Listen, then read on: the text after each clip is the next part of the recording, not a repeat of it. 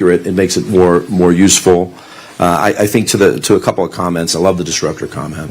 But the vast majority of use cases we see globally, and this is across all industries, are less about replacement, more about assistance, right? Mm-hmm. So making those folks better at what they do to ultimately see more patients, treat their customers better, learn faster, right, as it goes through it. So I think that's a real important point. So the more the better relative to that. The other piece that you mentioned earlier, which I think is highly underrated, but also connects to education, is the applicability of language within India, right? So you look at some of the things we're running, and we're working with educators within India. We're up to 121 different languages that you can translate almost instantly.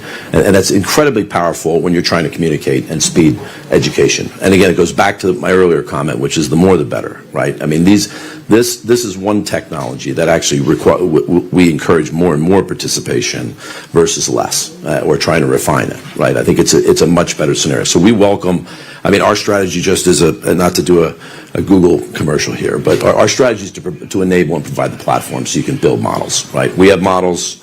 We have a ton of models that work on our platform, but we recognize that as a strategy for whether it's a company, a state, it's an institution, wherever that might be, is use multiple models, right? Yeah. Bring in more data. So I would say more is better, is probably the way we look at it. Let me just sort of put across a rather basic question to you, Mr. Lokesh, because this is being broadcast to a lot of people who may not understand the nuances of large language models.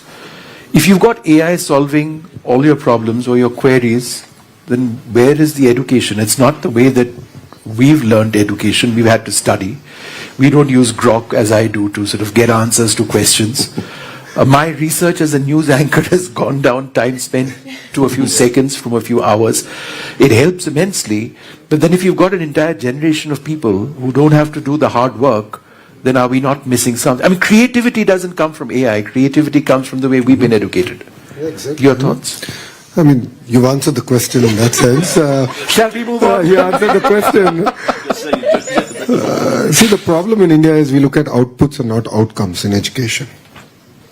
And that's the fundamental shift you're going to see what Andhra Pradesh is going to do. So outcome-based education. Right. We'll have time to, we'll be able to free up time for the students to actually critically analyze things, to look at things in a very systematic manner, to answer the questions that otherwise wouldn't have been. Because today I look at my own child, I mean, and the questions that he asks me, I'm like, really? I mean, he's 9 years old. I'm like, it never even occurred to me till my teens. Right. I mean, they are learning fast and they love to be challenged. I think the LLMs and the AI models enable them to be challenged even better. Yeah. And I think that's the role. Again, do you want to be disrupted or you want to be the disruptor? I think Andhra will be the disruptor in this case. Would you like to add to my query on AI versus the education, the style of education we were educated in?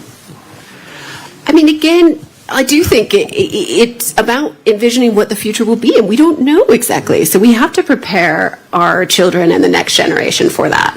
And that's going to take creativity. But even, I would say, as we see AI tutors rolling out, they're not replacing teachers, they're enhancing teachers. And so I think some of that we need to just really lean into, go beyond the fear, and, really lean into it. Be the disruptor. Do it in a way that's going to bring benefits for our kids. Yeah.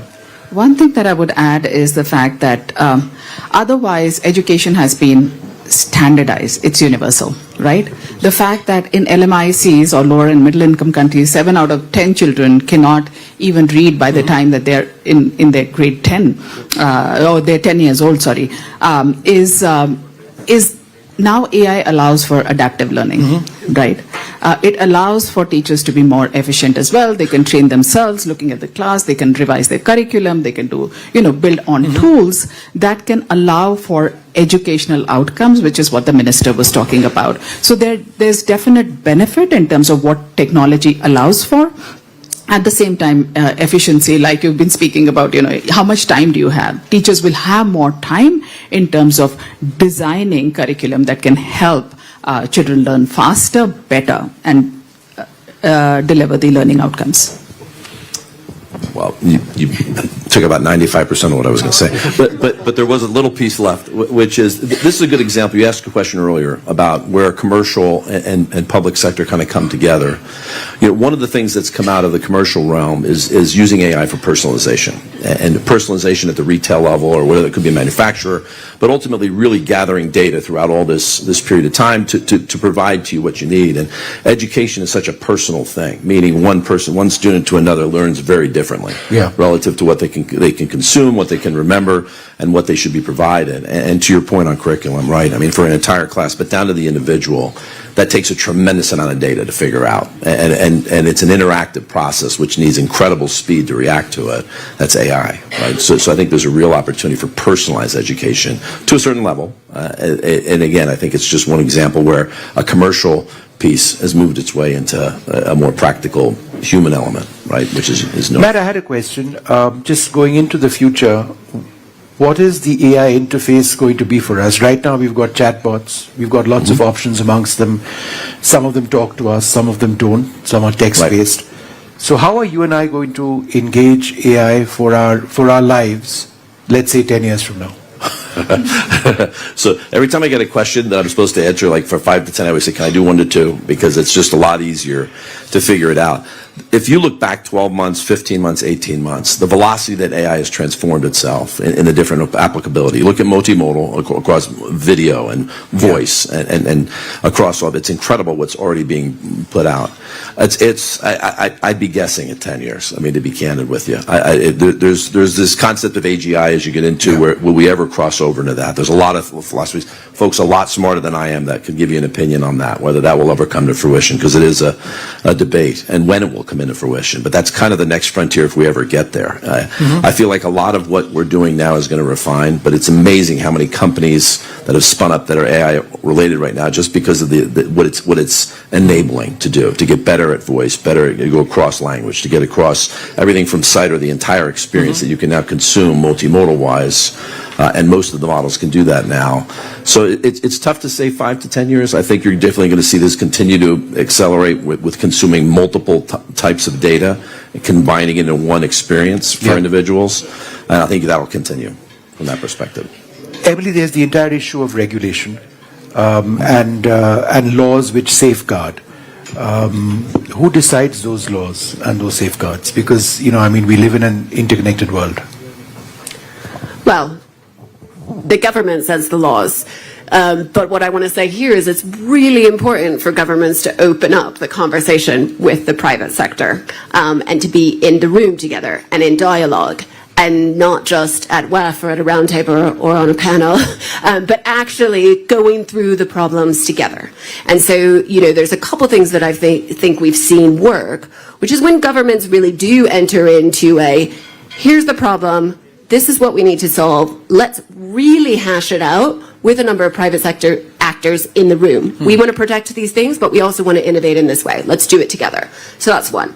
The second is that governments can set up sandbox environments with private sector companies where there is a safe space, where we're innovating together, there's some level of protection, we're making sure that it's safe before we roll it out. But I would also say, since we're at a global event and going beyond India, I would just say, for governments, it's really important, I would say, not to race to setting your AI standards, because if you do it too prematurely, you're going to stifle the innovation. And then to go back to my comment earlier, you're going to be in that disrupted state. So that real collaboration between private sector and governments right now is critical. And most private sector companies that I speak to, or others will speak to, Google, et cetera, are looking for governments to do this regulation and keep it safe. Because it's not something that the private sector can do on their own. Yeah. We're going to start wrapping this up. Archana, go ahead. Yeah, just one or 2 points. One is that I think as the government thinks about regulation, it's really important that you think about communities, right? What we haven't spoken about during our discussion is the fact that those capacities for, misinformation, as AI is evolving, or technology is evolving, there is a huge need for capacity building at the last mile. People should understand understand the perils that technology also bring together. And therefore, when the regulations are made, they should be based on, one is protecting,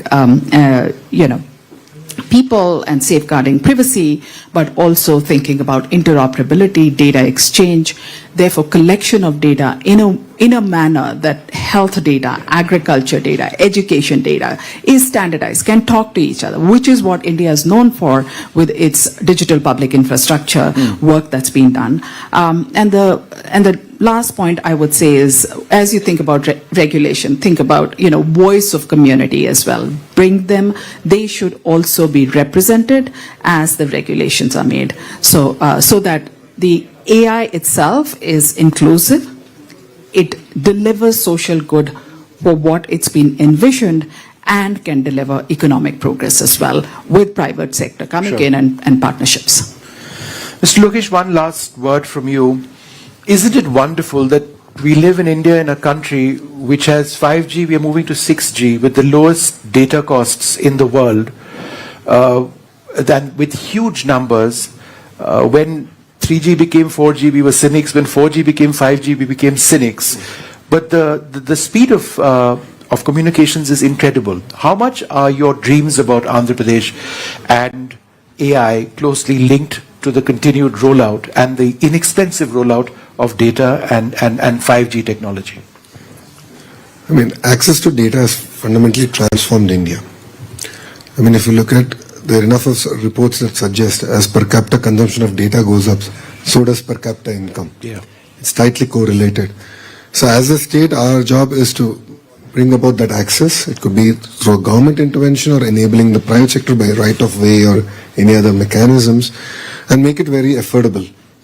But parallelly, what I believe is very, very important is exposing our citizens to the various tools, again, and explaining to them the perils of those tools. Then I think the citizens, greater part of society, can actually take an informed decision on how to use these tools a lot more effectively.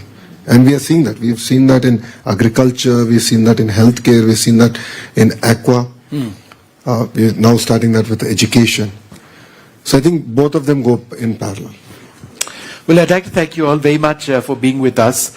It's a fascinating conversation, but one which will rapidly change over the years. I suspect if we had the same panelists 3 or 4 years down the road, when AI itself and the technology available starts evolving to new requirements, then perhaps the contours of this entire discussion would be very different. But that's what makes it so tremendously exciting. What is the future of AI? I suspect not very many know what it would truly be. Thank you very much for being with us. Thank you.